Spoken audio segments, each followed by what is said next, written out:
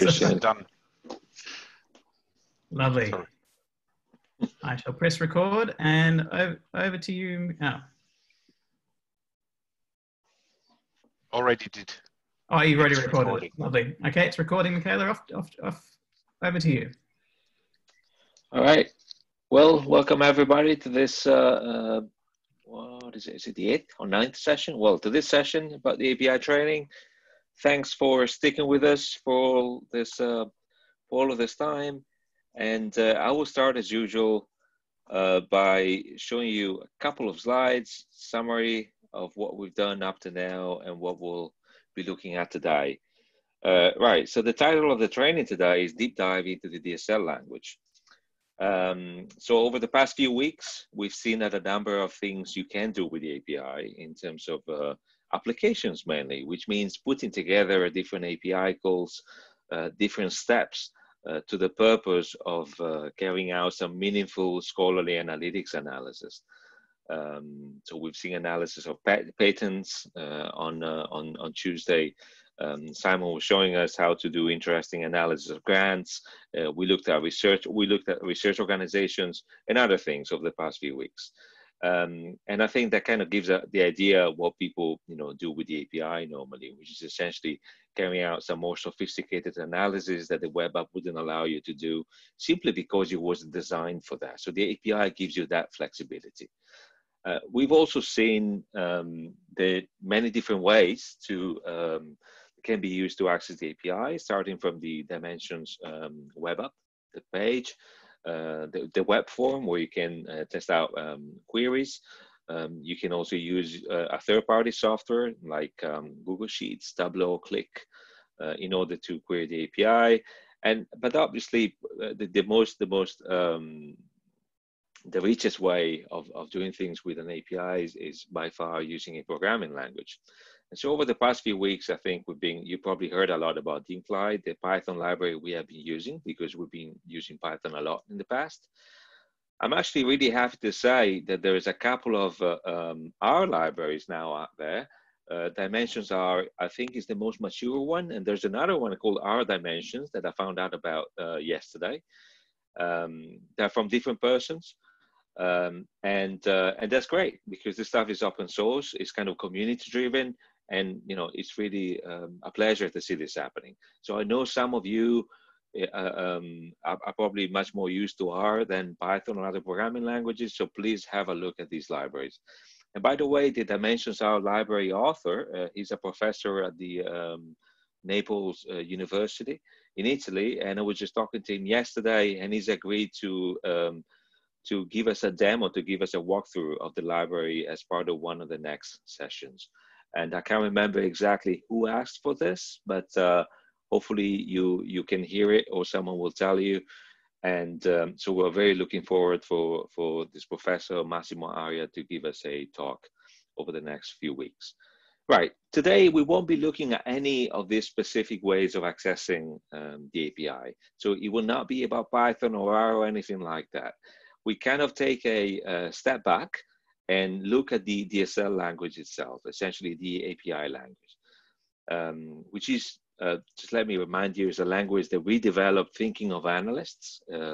It looks a little bit like SQL, so the language used with relational databases, but I would say it's simpler and it definitely has less features compared to SQL.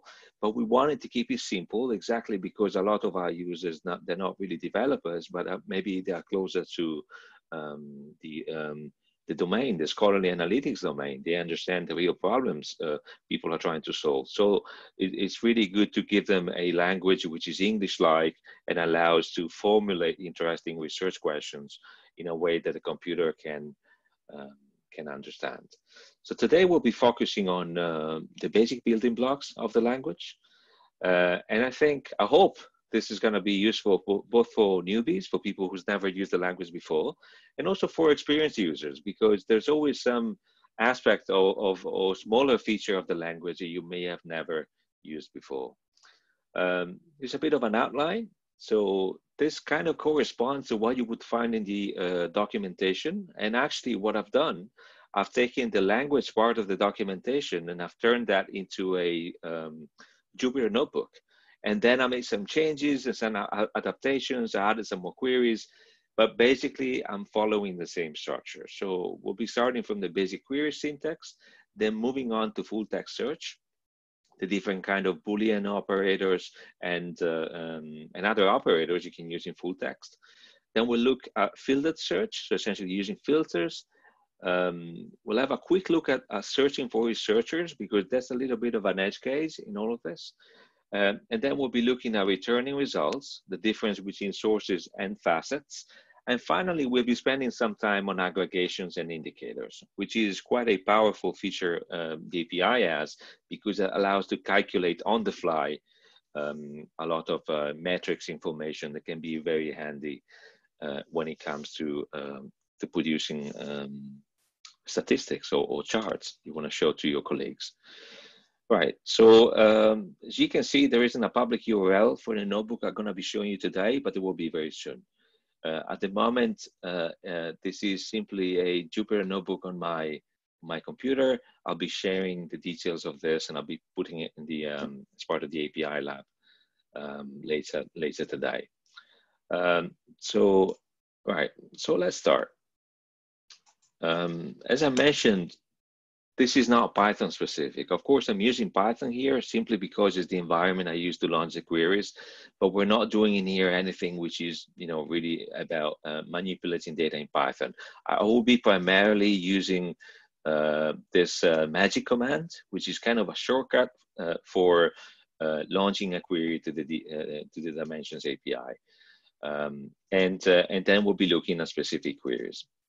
Right, so starting from the top, the basic query structure, you always need to have a search and a return statement. So all DSL queries work like that. So in this case, I'm searching for grants and I'm returning grants. And if I run that query, you can see that I get back a JSON structure that contains two keys, statistics and a grants object. The statistics tells me how many grants in total are matching this query, and of course that's the full database. And then the grants key is a list of all the records coming out of my query, and by default I get back 20 every time. Right. So every time you start a search, you need to specify a source. You may wonder what are the sources available in the API. They roughly correspond to the sources you see, to the main content types you see in the Dimensions web app, but with some differences. So one place to find out about the sources is the documentation here. And as you can see, these are the main sources you find in the web app, the main content types. But we also have researchers and organizations that, of course, are available in the web app as objects used to link across the other content types, but you cannot really search for them directly. So if you use the API instead, these are available as first-class objects, so things you can manipulate directly. So looking at the documentation, that's one way to do it. The other way to do it is using what we call the schema API, which is essentially a kind of a API call that allows to pull schema information. So I can say describe schema, and when I run this query, I get back a JSON structure that contains all the sources and all the entities available via the in the DSL world. And then for every source, if we look into this JSON structure, you find all the information about the fields related to that content type, metrics available for it, search fields, and so on. We'll be looking at these things in details as we scroll down this notebook. Of course, when I search for sources, I can make the query more complicated by adding filters, and we'll be looking at that in a minute. Now, the other thing to remember is that you always need to provide a return statement when you search. So in most of the cases, you probably return the same object you're searching for. So in this case, I'm searching for grants using this keyword, and I get back grants, but you don't necessarily have to. When you return something, it doesn't have to be a source necessarily. It can be one of the fields that grants have, and specifically one of the fields that are marked as facets. Yeah? And what that means is that essentially we're building a pivot table on a specific feature of grants. Now you may wonder, what are the facets available for each of the sources? So once again, going to the documentation is probably the best way to find out. And you'll find out about that by looking at the facet column. So these are all the fields available for publications, for example. And as you can see, many of them have this column ticked, meaning that, for example, this category type can be used as a facet. You can build a pivot table, you can group data, you can group results by this category.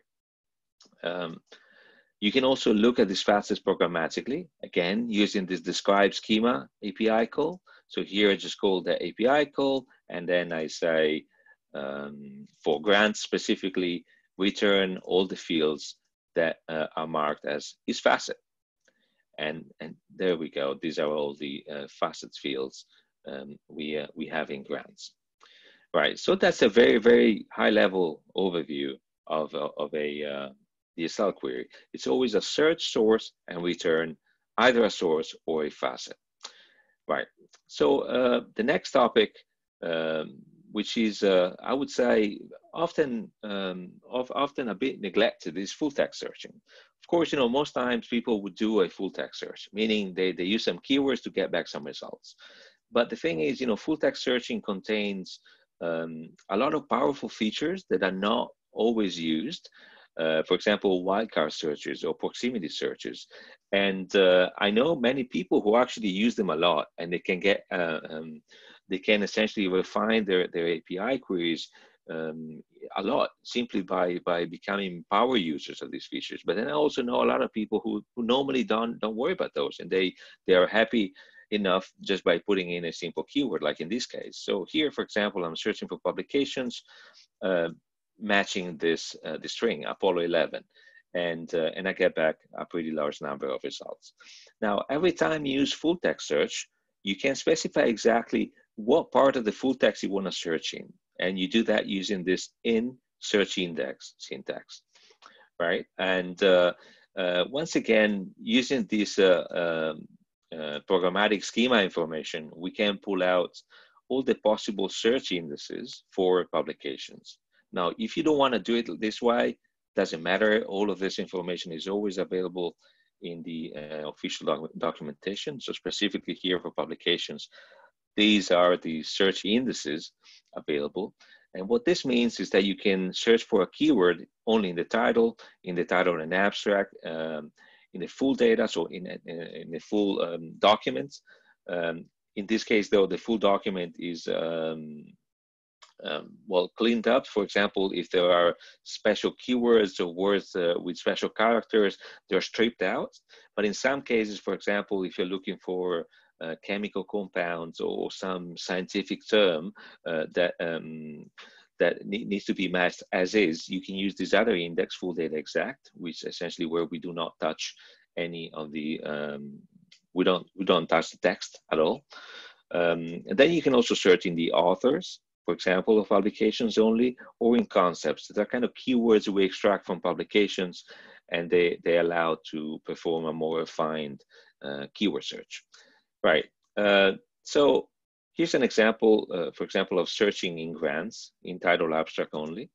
And of course, the data you get back, the JSON you get back, is not any different from the other searches. What the only difference is, where the specific keyword is being matched.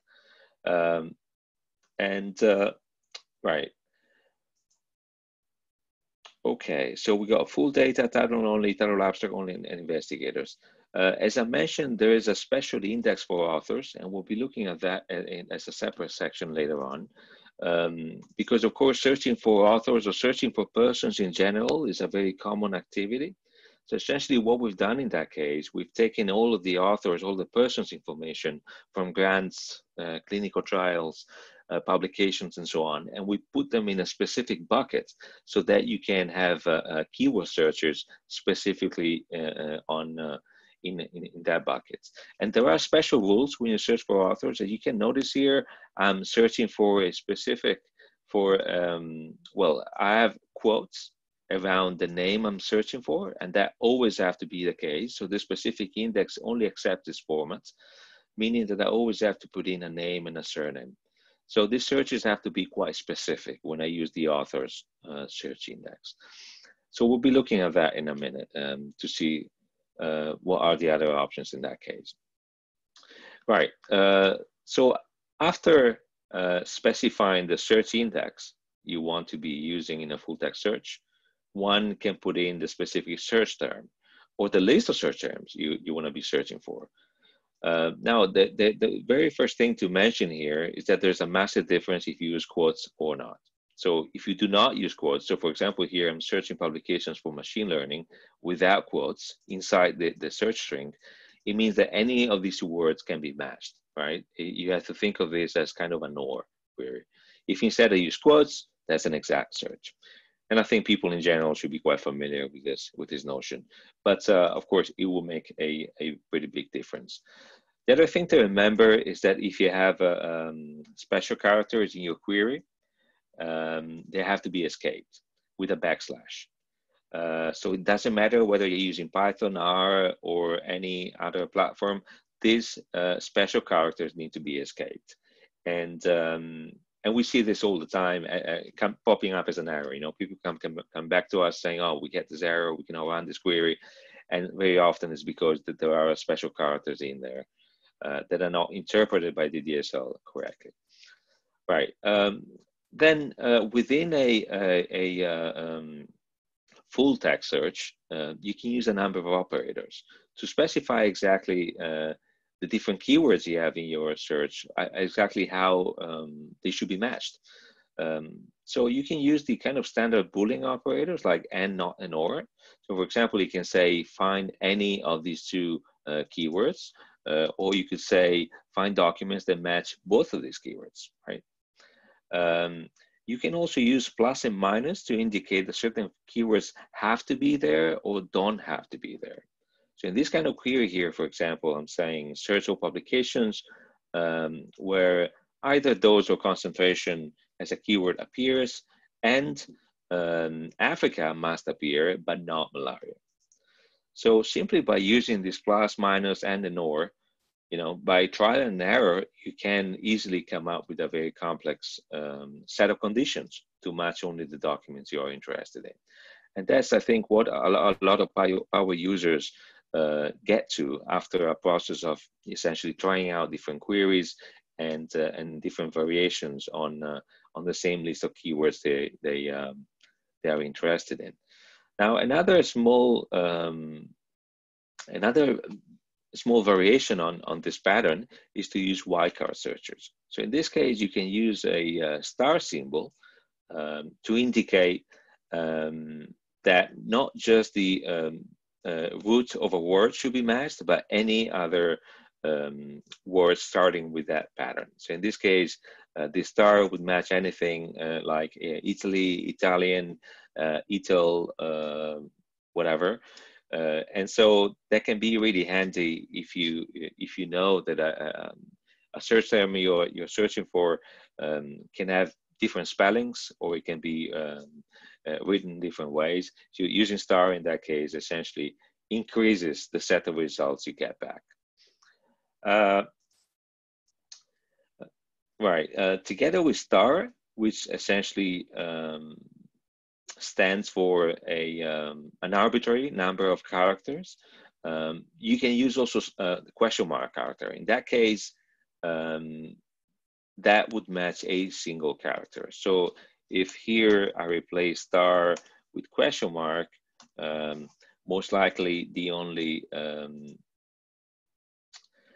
word being matched would be Italy or something like that, because there should be only one character there. And now I don't remember how many results I had in the first place, but if I run this again, was it still 240?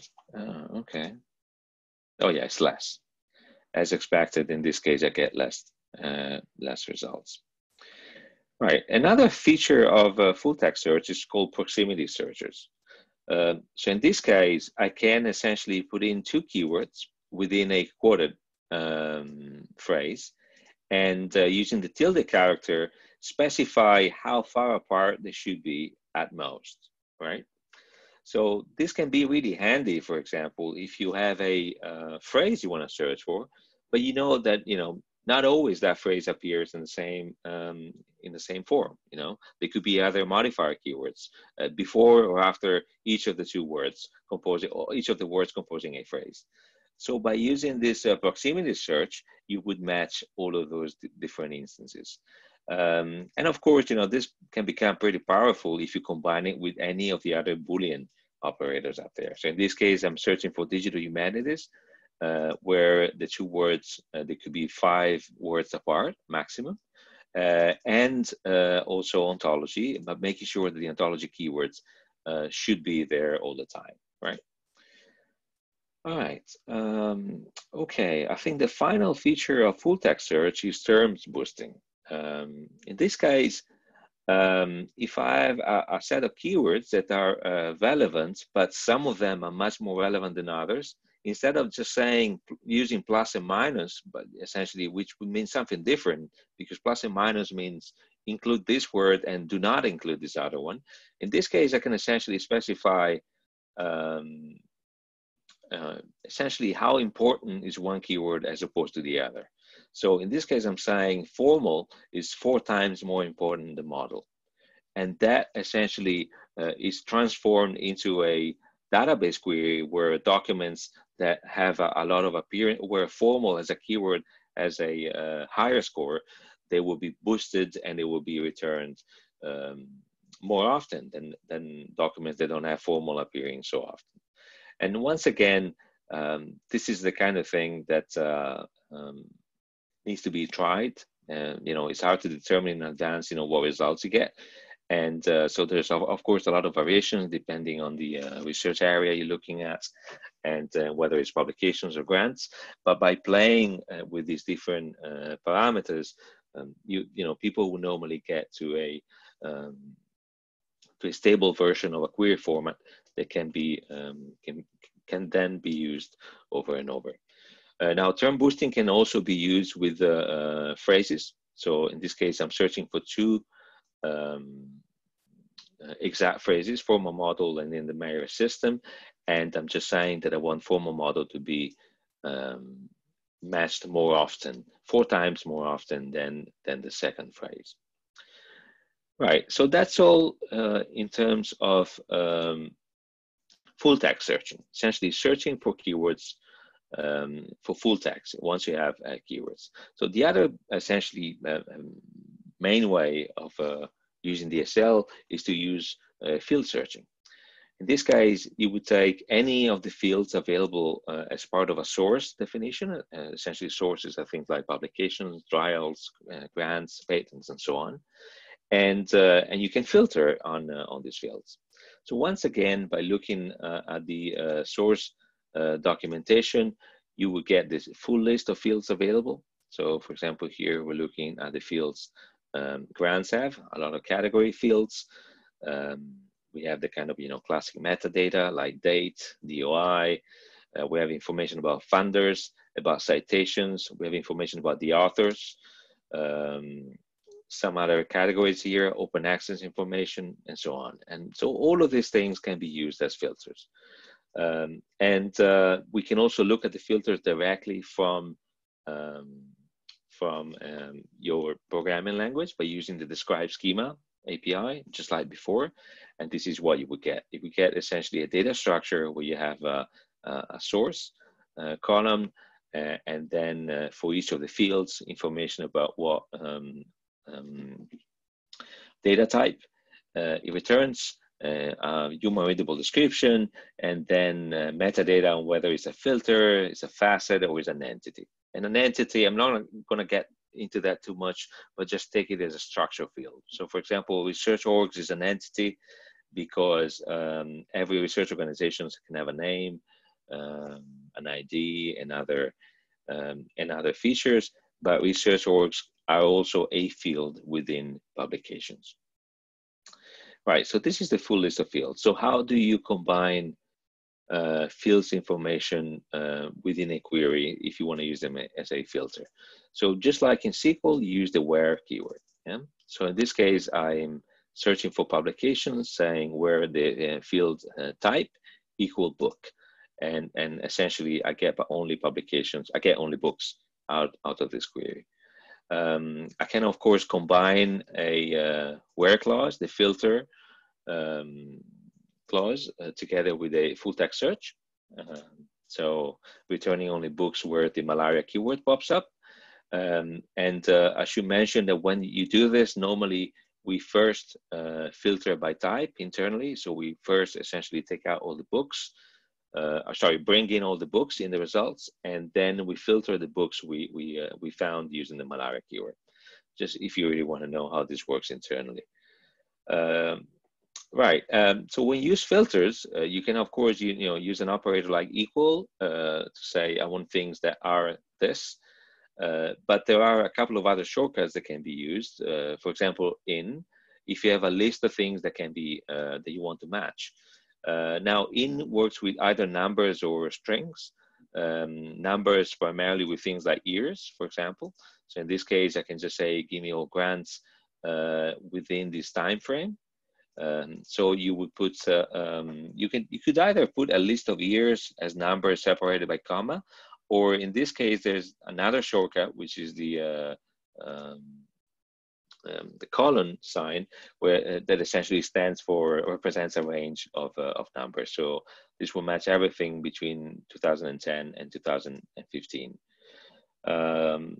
The other example down here is another kind of list-based example where you have a list of strings.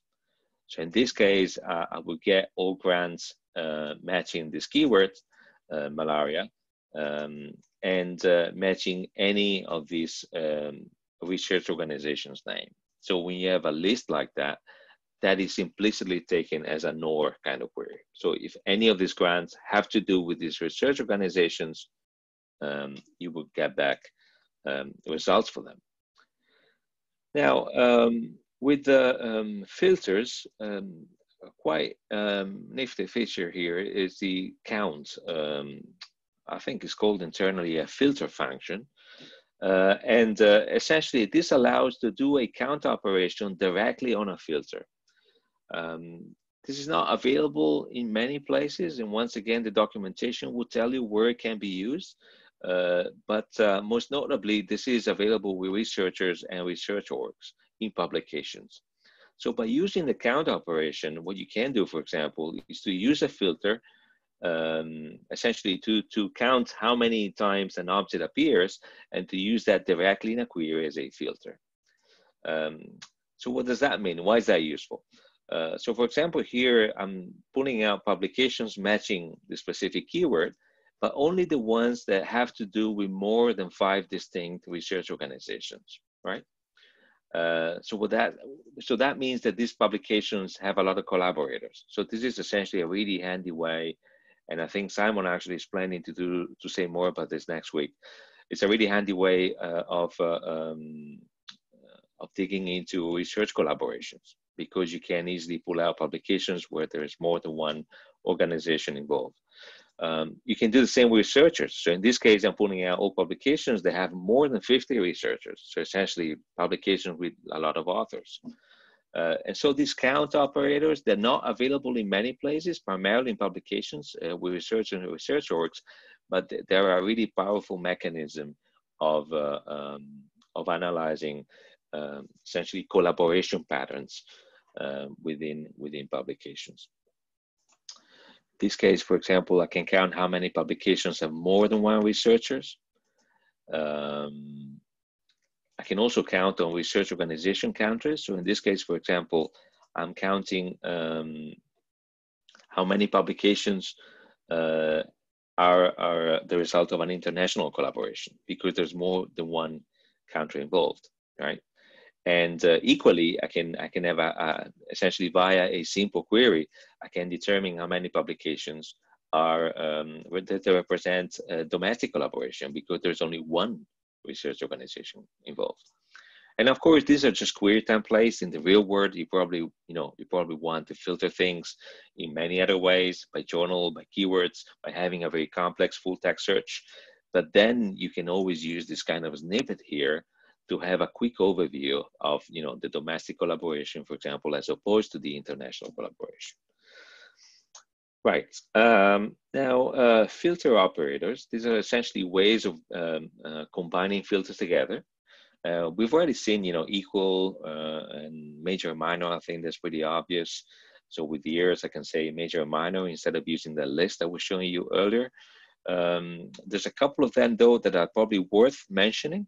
One is partial string matching with this tilde operator, and the other one is the emptiness filter. So with the partial string matching, that's handy if you do not know the exact name of what you're looking for. So for example, here I'm putting out patents where the assignee names, they kind of match IBM. Yeah, I'm clearly looking for IBM. I don't know exactly how the assignee name is stored in the database. And so I use this kind of pattern in order to pull out all of them. And what I would probably do as a second step, if I don't know, if I, for instance, I'm interested in only in IBM Germany, I would then take the grid identifier, and instead of using assignee names, I probably say assignee.id, and that will return a very specific result set, focusing only on that assignee. So the tilde sign is a way to essentially explore data before you can be sure of what is it you're looking for. Now, another thing of exploring the data is using this empty or is not empty operator. So this can be handy, for example, if you have a data set you already have extracted, and you need to understand a bit better, for example, how many of my records have year, how many have authors, how many have disambiguated researchers, how many have disambiguated research organizations, and so on. So by using is empty and is not empty, you can easily filter in or filter out all of these objects. And for example, then count things and getting some statistics of how many of the records you have available. So in this kind of dummy query here, I'm essentially pulling out all publications matching the keyword iron graphene, where there are no disambiguated authors. Yeah, of course, these papers have authors, but there's only we only have the names for them and not the dimensions ID. But on the other hand, there are disambiguated research orgs. Yeah, so that's just an example of how that works. Wow. Okay, so since we're talking about researchers, how are we doing with time? I think I'm slightly overrunning my time, so I'll go through researchers a bit quickly, and then if there is interest, please let me know. We can have another session specifically about researchers. Right, when you search for authors, for people in general, there's two fundamental ways of doing that in Dimensions. And that has to do with the fact that we disambiguate person's information. So when we recognize the same person across multiple documents, we give that person an identifier and we link all of those documents together. Of course, since we have 100 million publications and more, plus all the other data sources, it's extremely difficult to do it at scale. And especially if you think of very old publications or publications coming from Asian countries where the surnames are quite common. Essentially what that means that many of the authors or investigators that we have in our database, they do not have a researcher identifier. So if you are looking for publications or grants or clinical trials based on a name, and you want to have, you want to get as many results as you can, the way to do it is to use the search indices, authors, investigators, or inventors. So in this case, you need to put in a name and surname in this format. Sorry, using inner quotes in a search query, and the actual sequence of the name and the surname, you have different options there. There could be a comma, there could be initials. All of those will be fine, but you always have to put in two components in this search. And then what happens here is that we look into the publications or grants or any of the other content types and try to match this name and surname pattern against this search index. And we match it even though we don't have a researcher identifier for this person. So by using this method, you would get all the results we could possibly have in Dimensions, meaning that sometimes the results you get back are not what you're looking for. So this is a good way to get everything, but very often you need to have a separate step in order to curate the data. And these are examples of the same type of search on clinical trials, grants, and patents. So the name of the search index is slightly different. So inventors for patents, investigators for grants, but the basic method is the same. Now, if you don't have information about the name and surname, if you're not really sure about what the person is called, there's another way to do a fuzzy search. And again, this is not making use of the researcher identifier, it just returns anything. And this is, in this case, you would use the where clause and the keyword authors. So you would say where authors equal Hawking, that will return any name where Hawking appears. It doesn't matter whether it's a name or surname, it will just return everything. So this will give you even more results, but it could be, once again, pretty handy if you're just trying to disambiguate people or people's information you have and your information is incomplete. I should mention this feature at the moment is only available for publications, but we're actually working on making this available, this kind of fuzzy search available on all the other content types as well. Right, so the second primary way of looking for people in dimensions is by using the researchers database. As I mentioned, this is a database of disambiguated authors, investigators, inventors, and so on. So we bring all of this data together and we give persons a unique identifier. So once we do that, we also link together all the different documents that refer to this person. So for example, here I search in the researchers database for this name. As you can see, the syntax is still similar. When I do a full text search, I need to put in the name and surname. And in this case, I get back four records. But there's a small thing to keep in mind. So there's an obsolete column here that I'm bringing out. And in most cases, the obsolete column has nothing. So it's not available. In one case, it says 1. So what's happening here is that since we constantly trying to improve the researchers database, as soon as we have new information about an author, we may decide that a disambiguation we've done in the past was wrong, or we may decide that there's a new disambiguation that needs to be done. So for example, two authors information, separate sets of authors information needs to be merged together.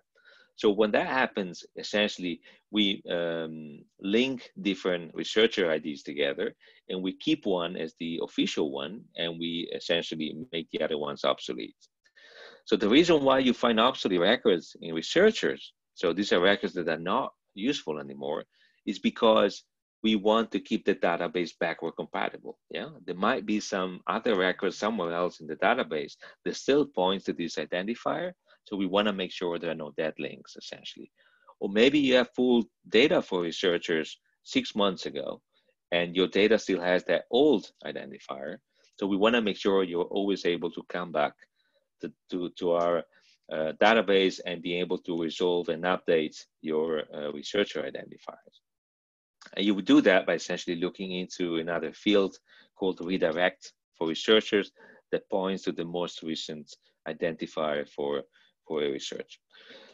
Right, so essentially the best way to search for researchers then is to specify always where obsolete equals 0. So making sure that you only match researchers that are active, that are up to date. And in this case, for this name, we get 3, for example.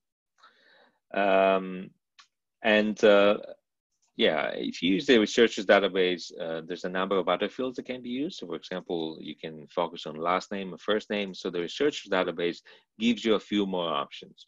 But then of course, it contains only disambiguated researchers, which are a fraction of all the authors' information we have in the database. Now, I'm a bit worried about time.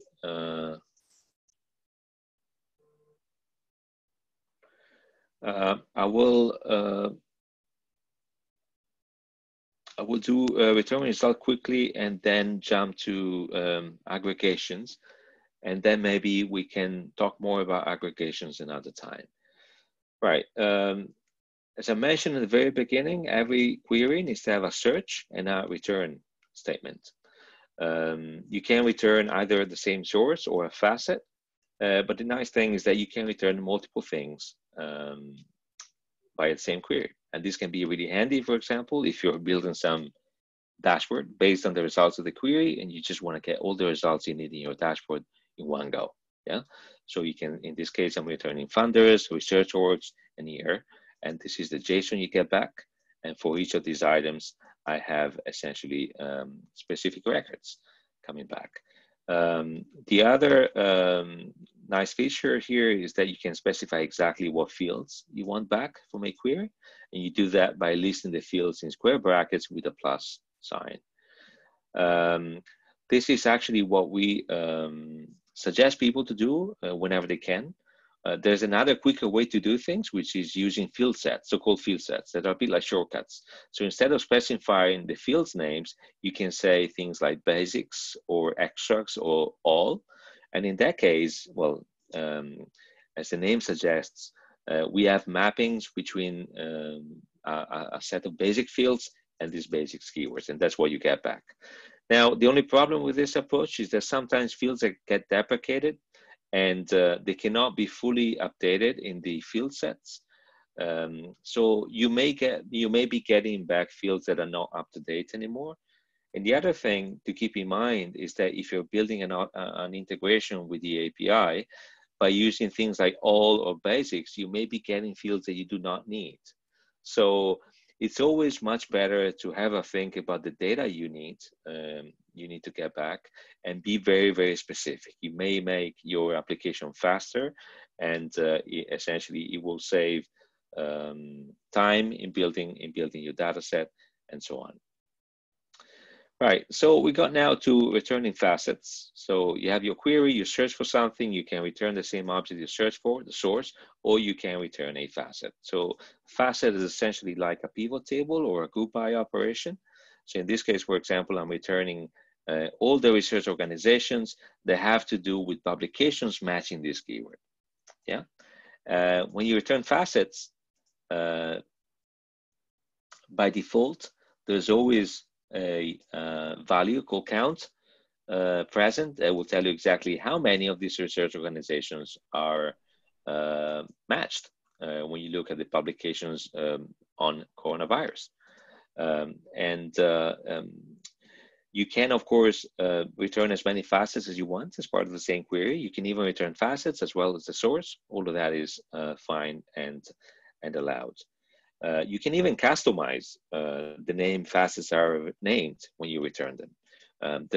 I won't go into this, but this can be handy, for example, if you're trying to integrate this data with an application you already have and expects data formatted in a specific way.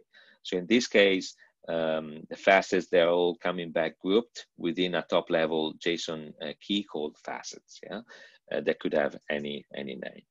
Now, the key thing to remember with facets that is very different from sources is that facets can return a maximum of 1,000 items. That's primarily for performance reasons because faceting is a computationally expensive operation. Yeah, you can get up to 1,000 results from a facet query. So what that means, and I think that's something that also confuses people at times, is that the statistics object you get back from a query, they never refer to facets. So in this case, I'm searching for publications matching this research org in year, and I get back something like 3,000, almost 4,000 records. If the same query now returns researchers, essentially I'm pivoting on researchers, I'm returning this facet. If I look at the statistics, it still says almost 4,000 results. This is a bit ambiguous, I know, but it's good to remember for this reason that statistic always refer to the main object you're looking at. So this means there's 4,000 publications, out of which we are extracting the top 20 researchers. I could say limit 500, and what that means is that I'm extracting the top 500 researchers for these publications. Right. I have the feeling I probably have to stop here, and maybe we'll do aggregations another day. Simon, what do you think? Are we allowed to run over, or not a good idea? Probably need to let people get on to their next meetings, I imagine. Yeah. All right. Okay. So I'll just finish up with the return me results. So pagination, that's the other important topic here. Every single DSL query can return up to 1,000 results at most. But you can essentially go through different pages of the query up to 50,000 records. Yeah? And you do that using this limit and skip operator. So limit simply says, give me only this number of records back, and skip determines where to start in counting these records. So if I say limit 15 and skip 30, I get 15 records starting from the 30th one. So fundamentally, the way to get to these 50,000 records you can get from the API would be to do something like limit 10 and skip, say, 49,990. So that will give me the last possible page of my results.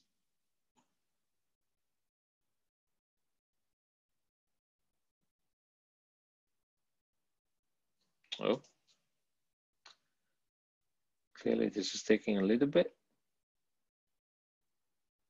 Let's give it a moment.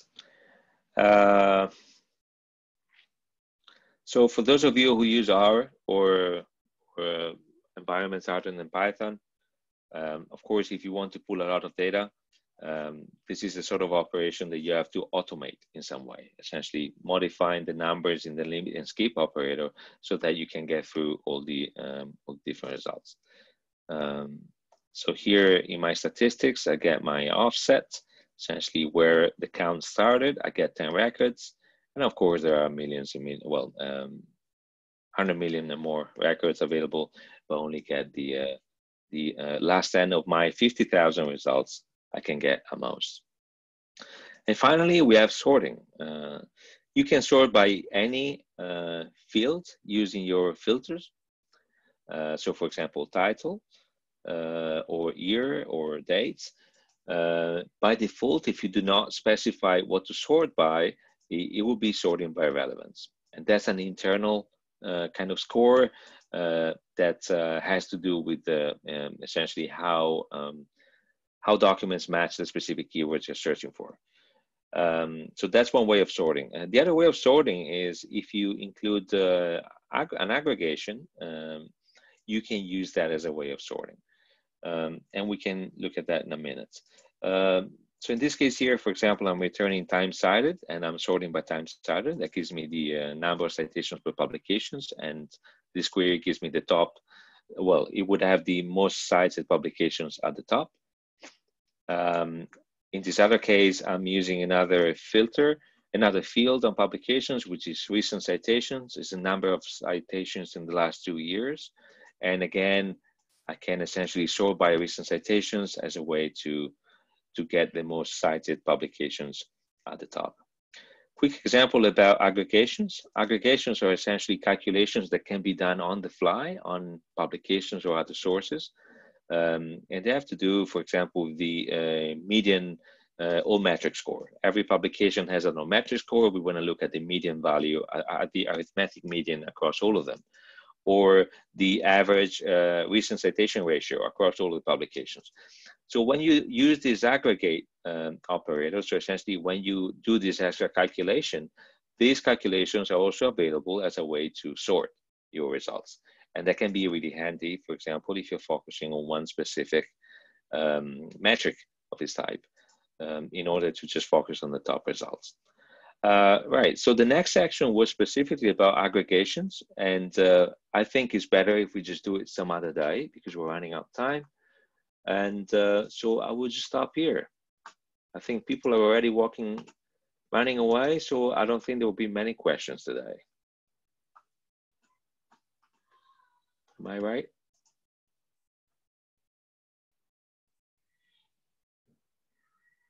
Yeah.